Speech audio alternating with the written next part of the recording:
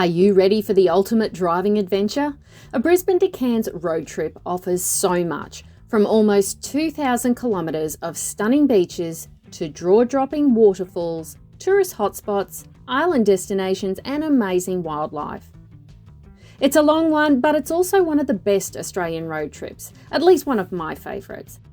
But if you need help planning, please check out the blog in the description below, which also contains a specially pinned map. So let's get to my local guide on the best sweet spots, and some you can even escape the crowds. Brisbane, the capital of Queensland, is a bustling metropolis with a population of over 2 million people. Not surprising that the city offers a range of tours and activities packed with fun and entertainment. You can also look into the Australian history by visiting the museums in the cultural precinct, or get up close with Australian wildlife at the Lone Pine Koala Sanctuary. For those adventure seekers, climbing the iconic Story Bridge or taking in scenic river cruise presents a pleasurable way to see the city. Additionally, there are lots of free activities to enjoy, such as a leisurely stroll around the picturesque South Bank area, which is a magnet for tourists. While still in Brisbane, I must make a special mention of completing a day trip to Moreton Island. You can spend your day at the Tangalooma Island Resort, where you can enjoy rides in helicopters, experience the thrill of quad biking, or use a Segway down the beach. One of the biggest highlights is seeing the nightly dolphin feeding, which is an experience that can't be missed. Alternatively, you can head to the wrecks for a more adventurous day on Moreton. Here you can snorkel among the marine life or glide across the waters in a see-through kayak. However, if you're up for a little bit more excitement, try tobogganing down one of the sand dunes. As we start to head north, I want to give you the option to see Hervey Island. While it is similar to other islands along the coast, it is the only one in Queensland you can drive to. That's right, no extra ferry crosses or transfers, you just drive over the Hervey Island Bridge. So whether you're into lazing on the beach, swimming in the surf, taking the four-wheel drive for a spin, the local museums, a very interesting butterfly house, the water tower art, and plenty of small shops and cafes. Not only that, but it has both calm beaches for your young families on one side and surf beaches for those who want the waves. The Sunshine Coast beaches are next to fantastic, and it happens to be the third largest populated area in Queensland. With this in mind, my favourite places to hang out are Maroochydore or Mooloolaba, around Noosa, and the southern area in Caloundra. A little inland at the hinterland, you can discover hikes like Mount Nung Nung and waterfalls like Gardner Falls and Condalilla Falls. Not only that, but there are several amazing lookout points for the Glasshouse Mountains. It's also a centre for tourism with attractions like Australia Zoo, zipping around the big cart track, Australia's largest aviation museum, Underwater World, the Ginger Factory, Bird World, and don't forget the Big Pineapple. Travelling off the major A1 highway, Rainbow Beach is the first gateway port to Fraser Island, but it does have its own draw cards as well, with 70,000 visitors per year. It's known as a small beachside camping and fishing town, but also contains mid-range and luxury accommodation where you can relax and unwind. I find the highlights to the area include the Carlo Sandblow, hiking and going swimming in the beautiful Poona Lake, seeing Mother Nature at its best with the coloured sand cliffs, and Inskip Point. But if you have a four-wheel drive, then you won't regret finding your way to Double Island Point. Tin Can Bay is a small little town with a population just over 2,000 people. It's part of the Wide Bay Burnett region and shares the pristine waterways with Rainbow Beach. What you might not know, it has a fantastic rare opportunity to see and interact with Australian humpback dolphins. From here, they are fed under close supervision by the volunteers and guided by animal protection regulations. Take a detour and discover paradise with a day trip to Gari, or otherwise known as Fraser Island. These leave either from Rainbow Beach or Hervey Bay, so you can just add it on your list when you're passing through either one. Surprisingly, it's known as the largest sand island in the world and home to abundance of natural wonders. This includes the crystal clear waters of Eli Creek, the SS Mahino shipwreck, Champagne Pools, Indian Head, the Pinnacles, and a very unique rainforest growing in sand. I think the island's diverse landscape will amaze you, offering panoramic views as far as the eye can see. Heading a little inland from the actual coastal route, you can visit the town called Bigoton. There's a small place called Utopia Rock Pools in the Mount Walsh National Park, and this is where the locals go for free swimming. In the summer from December to March, it's an amazing spot to cool off or make a day of it with a packed lunch. You will see 3 or 4 rock pools cascading down from each other. Luckily, the hike is only small at around 30 minutes each way, but the last 5 minutes does have you walking over a rocky creek bed.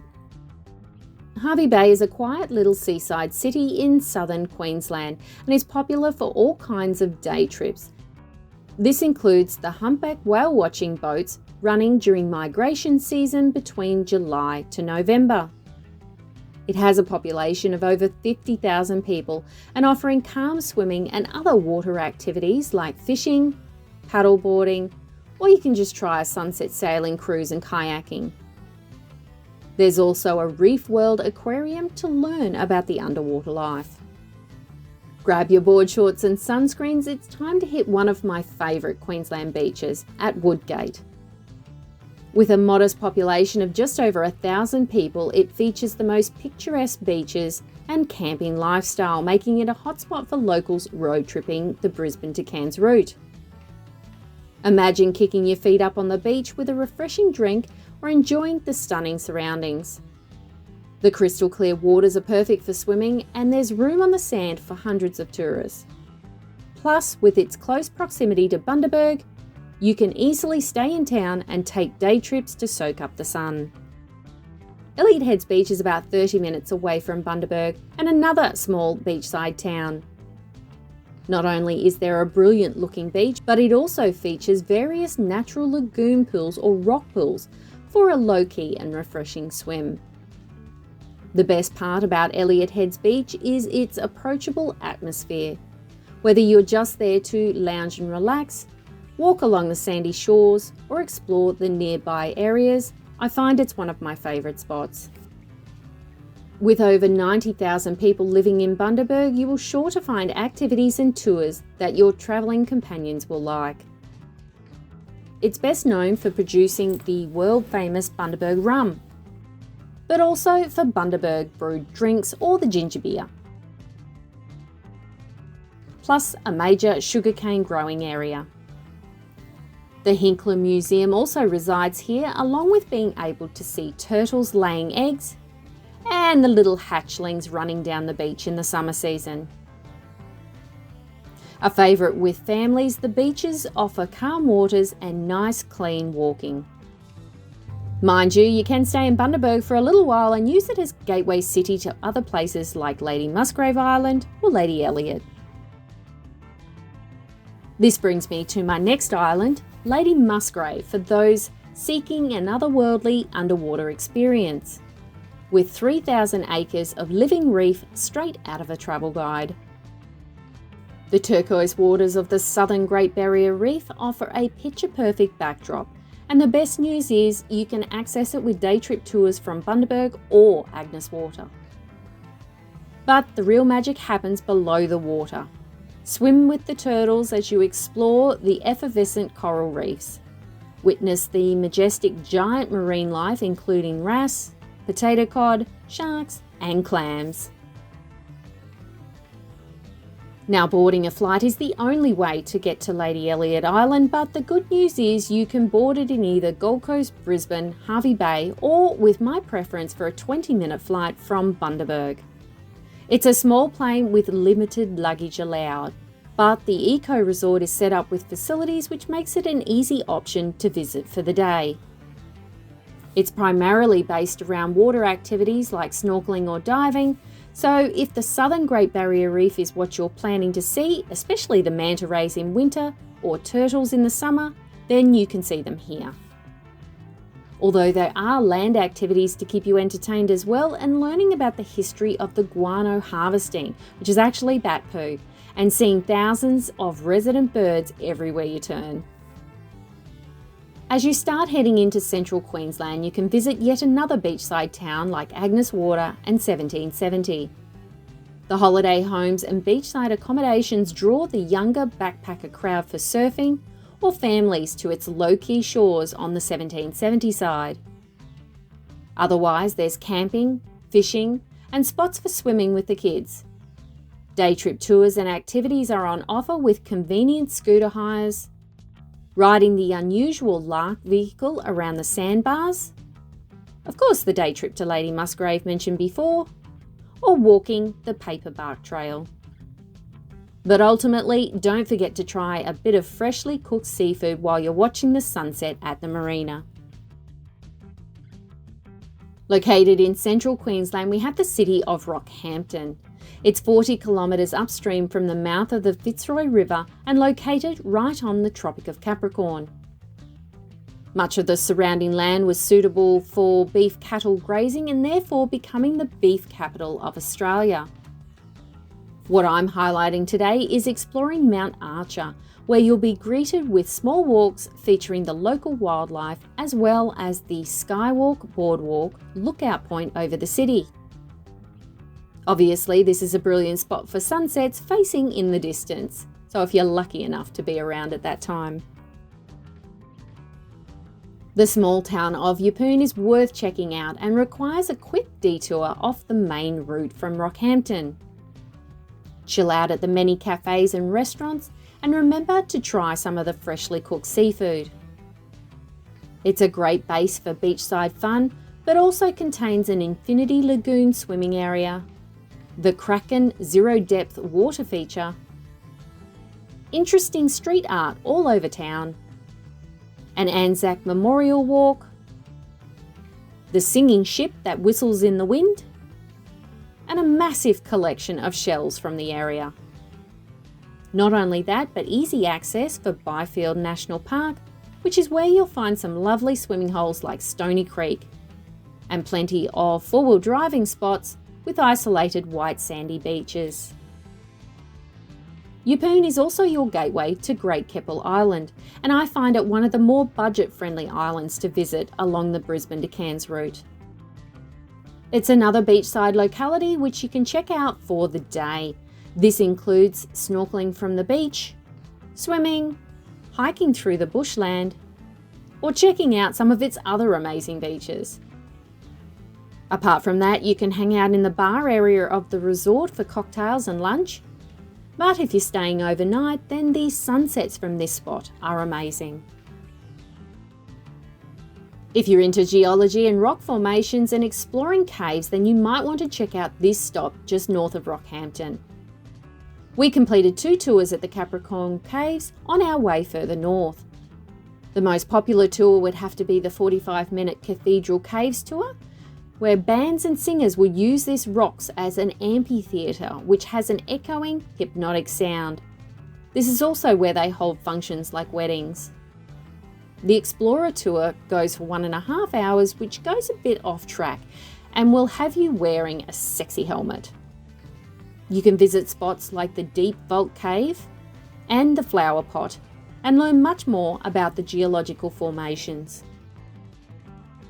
As you're travelling up the coast, it's very easy to miss the small town of Clearview. However, this is literally the first stop along the trip where you'll start to see that pretty Great Barrier Reef blue waters so close to the highway. For the campers, you have a rather large Barra Crab caravan park where you can get front row seats to the beach. Therefore, it's a popular overnight stop when travelling north or south. Next, we're going a little inland for a lovely day trip from Mackay. Finch Hatton Gorge has wonderful hiking trails that meanders around the rainforest, plus one of my favourite waterfalls and swimming holes to explore. I've been lucky enough to visit here several times over the years and I never get tired of it.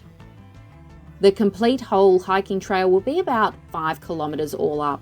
However, it's shorter if you want to swim in just the Aurelian Cascades. I would recommend a four-wheel drive vehicle to drive in, but outside the summer months the water may be low enough for small two-wheel drive vehicles to get through. Mackay is a tropical city booming from the richness of sugar and mining. Early pioneers brought the sugarcane to the region and it became one of Australia's largest industries. A trip to Mackay promises natural encounters like exploring secluded beaches, lookout points and the swimming lagoon. Apart from that, the harbour is filled with accommodation and cafes with views. About 45 minutes north of Mackay, you have the Cape Hillsborough National Park. I can think of a number of reasons to explore this nice area, but the most popular is seeing the morning feeding of the kangaroos at the beach. This daily experience is run by the Mackay Tourist Rangers. The kangaroo's natural habitat is to start at sunrise and feed off the weeds and sea pods on the beach. This is what's left after an overnight high tide. It's the perfect moment to see wild kangaroos and maybe a chance to interact. This all happens outside the Cape Hillsborough Caravan Park, which is also your closest place to stay for the night. We snapped up a budget-friendly cabin and you'll find the wild kangaroos lazing in the shade throughout the park during the day. Although you can visit Cedar Creek Falls at any time of year, it is better to check out in the summer season or after some heavy rainfall. It's an easy drive to stop in when you're travelling up the coast, but you can also enjoy it when staying at Airlie Beach. It's only 20 minutes from Airlie and just a 2-minute walk from the car park. Take it that one step further and climb to the top to see the waterfall crashing down into the waterhole below. Although this isn't for everyone and will require scaling the tree roots and muddy paths. Welcome to the Whitsunday Islands Gateway and one of the major tourist hubs of the Queensland coast. Airlie Beach is just a small backpacker town that receives a massive 700,000 tourists each year. While most visit for the islands, the town itself does have its own draw cards. This includes the Bicentennial Walkway, the Airlie Lagoon for swimming, hiking trails to coral-formed beaches, lookout points, and sunset sailing. You can even jump on a 1-hour flight to see the surrounding reef. And if you can believe, I've even done some skydiving here. The city streets are full of bars, food, local products and services, and packed with entertainment. But if you're not much into the backpacker scene, then I would recommend staying somewhere away from the main streets of town. Apart from Airlie, you do have certain points I find are a must-do when visiting the Whitsundays. One thing you shouldn't miss is at least a day trip to Whitehaven Beach. It's often listed as one of the best beaches in the world, and this stunning destination boasts 7 kilometres of cool, white silica sand and crystal clear aqua waters. But the real star of the show here is the lookout at Tongue Point. This is where you'll tackle a short 20-minute walk up to see the stunning views of Hill Inlet for the swirling sands. There are plenty of day trip tours from Airlie, so you can experience the beauty too. The one we took even had snorkeling in the inner Great Barrier Reef areas. If there was one island I would recommend in the Whitsundays, then you can't go past Hamilton Island. Small enough to appreciate nature, but large enough to need golf buggies to get around. Hamo even has its own airport, chapel and marina for whatever your heart desires on your day trip from the mainland. Put your feet up on Cat's Eyes Beach, sail the Whitsundays on a sunset cruise, or play a round of golf, Water sports are also available with snorkeling, paddleboarding, kayaks and windsurfing. Welcome to the mango capital of Australia. As you're driving north, the first stop will be grabbing the iconic selfie at the Big Mango. The Tourist Information Centre is right there on the highway and you don't need much time to stop. They sell fresh mango ice cream there, but also frozen mango slices, as well as your local products, souvenirs, and packed full of information. Apart from that, you can head further into Bowen, where you have some great looking beaches, palm-filled bays, along with snorkeling sites just offshore.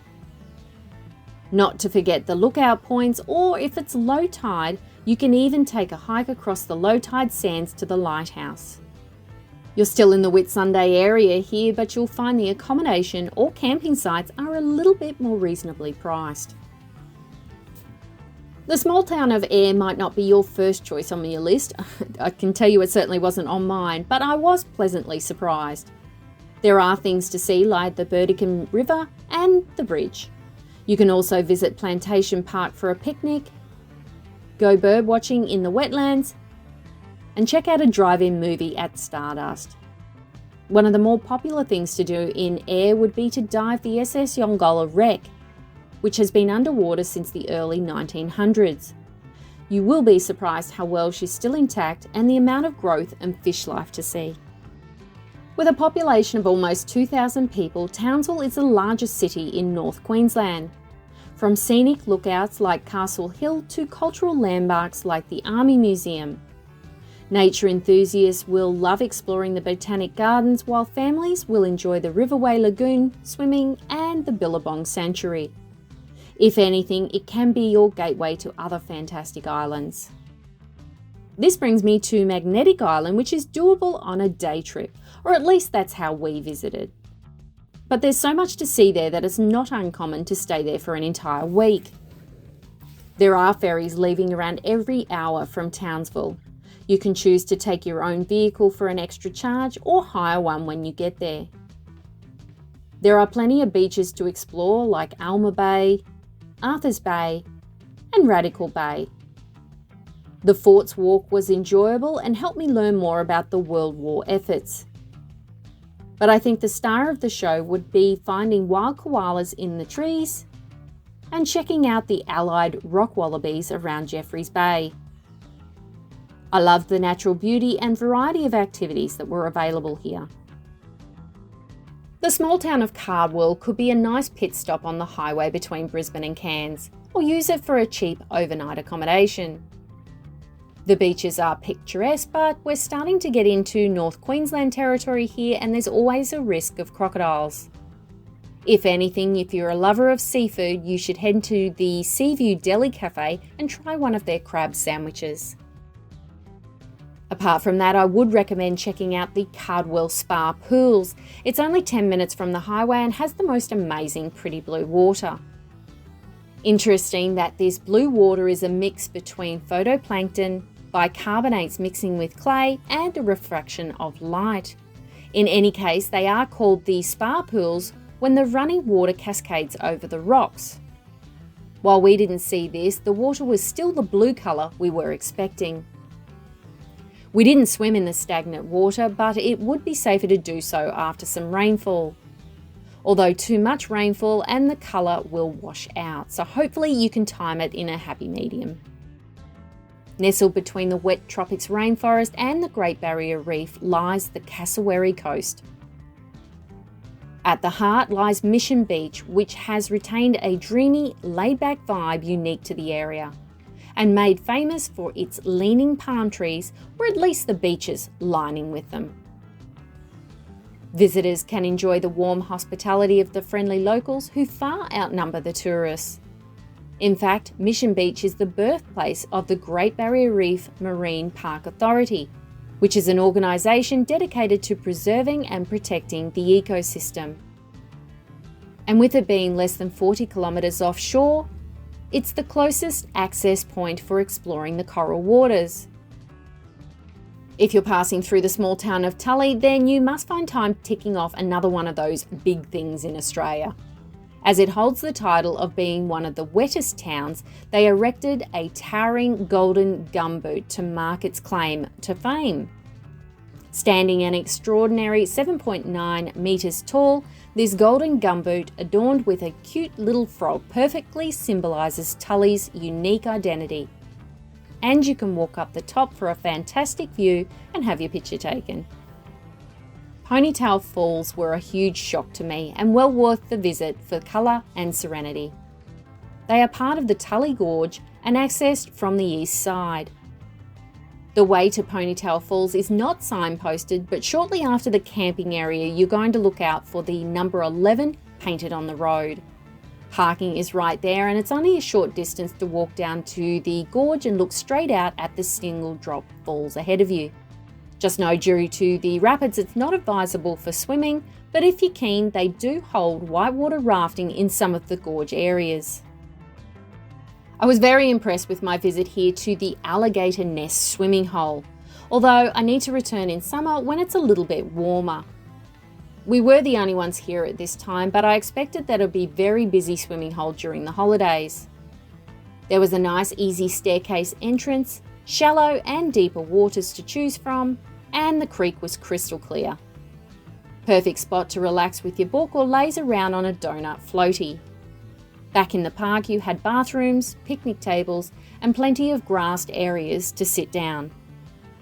There will be a short inland veer off the main track for Paranella Park. It's a heritage listed tourist attraction located at Mina Creek and it was built in the 1930s by Jose Paranella. This was all inspired by his childhood memories of Catlin Castles. You can visit anytime during the day for self-guided tours, or you can take part in the guided storytelling tours about the establishment. There's also fish feeding and a cafe in the caravan park next door, as well as fantastic photo opportunities with the castle, remarkable architecture, and walking through 5 hectares of tropical gardens. It has an operational 1930s hydroelectric generator which they use in conjunction with the waterfall. Travelling about 1 hour inland from Innisfail, you'll get to a small 20-kilometre loop road with 3 beautiful waterfalls to check out. Millamilla Falls is the biggest and more popular one. You can swim at the bottom, but expect it to be freezing waters. Although in the heat of the summer, I'd think this would be very refreshing. Alinga Falls is my next favourite with a short hike. What I like about this one is how wide it is and it would make for some very good slow shutter photos in low light. You can still swim at the bottom, but it's very shallow and probably a good one for the kids. Zilly Falls only has a couple of parking spaces and there is a lookout for it at the top. Although if you want to make the trek down to the bottom, expect it to be muddy and less formed. To be honest, I'm not sure it was worth going down the bottom, but I've seen plenty of people that do it. The Atherton Tablelands is known for its waterfalls, so the next one I would recommend is Josephine Falls. We only stopped for a quick swim on our way through, but I think it's worth stopping for a couple of hours. Babinda Boulders is an amazing swimming hole and definitely worth visiting on your way into Cairns. It's only a short veer off the main A1 Bruce Highway and has plenty of parking and easy stair access to the water. There are plenty of facilities with toilets, barbecues, picnic tables, as well as a couple of different walking trails. There is one main swimming hole as well as a short hike to the lookout point for Devil's Pools. But for safety reasons, the Devil Pools are only for viewing and hold a very long Aboriginal history. Well, we're here at the end of our journey, but the fun doesn't have to stop here. Cairns is your major Great Barrier Reef gateway and you'll want to spend a few days here. The Esplanade is lined with bars and restaurant and has a man-made swimming lagoon servicing 3 million tourists each year. There are plenty of day trips, tours and attractions to keep you entertained. This includes seeing the Daintree National Park, the Kuranda Village, jumping on the Kuranda Scenic Rail, or riding the Sky Rail gondola. Plus, there is a few more waterholes for swimming around here. But most people come for the water lifestyle and venturing off land for the Great Barrier Reef snorkeling. and fantastic beaches at places like Green Island or Fitzroy Island. If you're looking for more info on Brisbane or Cairns, then please click either video here for the best things to do. Apart from that, I have more in-depth videos on almost everything included in the list today, so please check out my playlist listed in the description below. Thanks for watching, guys, and I will see you for the next one.